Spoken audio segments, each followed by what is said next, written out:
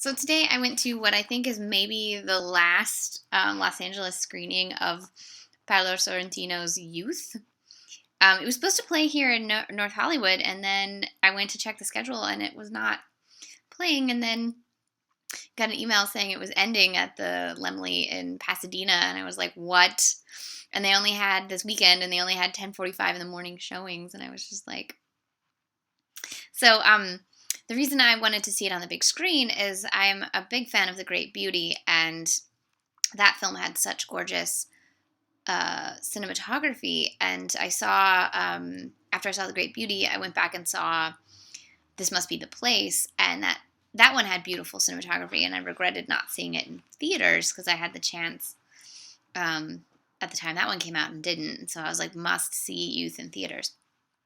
Obviously, I didn't see it last year because Paolo Sorrentino is not a woman. I was actually invited to the premiere of this film, and I had to turn it down and cry.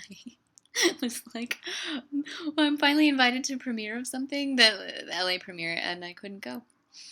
Good times, right? So, anyways, it's a beautiful film. It's definitely not for everyone. It's definitely not as good as The Great Beauty. The Great Beauty is just a perfect film. But I enjoyed it because it's both a meditation on aging, but also on emotion and the way in which artists save all their emotion for their art rather than for their life, and whether that is something they should, is a good way of living. And Sorrentino has such an interesting way of composing his films and showing you moments that maybe don't really go with the plot, but the plot's not really the point. The world is the point, and the characters are the point. And Michael Caine gives just, one of his great performances. He's such a great actor. I love him.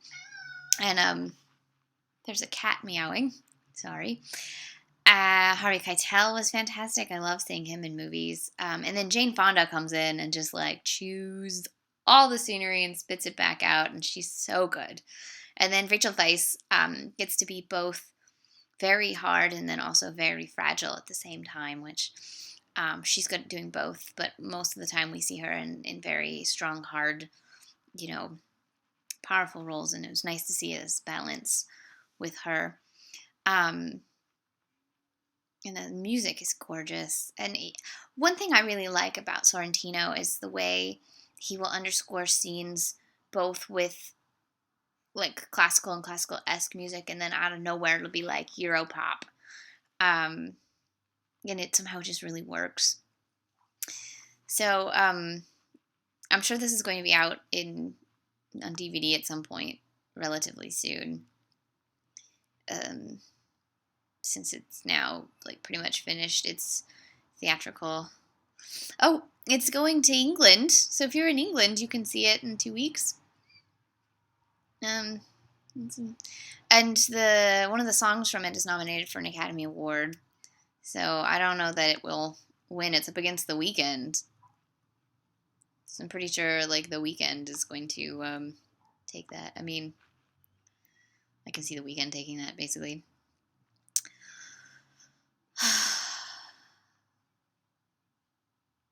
I'm looking forward to more films from Sorrentino. I really just love his take on life.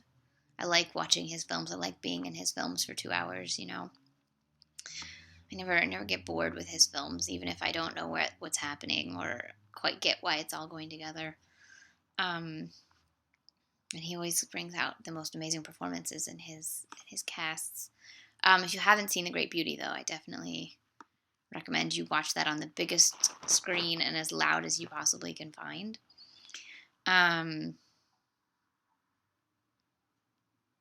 Anyway, so I'm tired. I need to drink some tea. That was Paolo Sorrentino's Youth, and I quite liked it.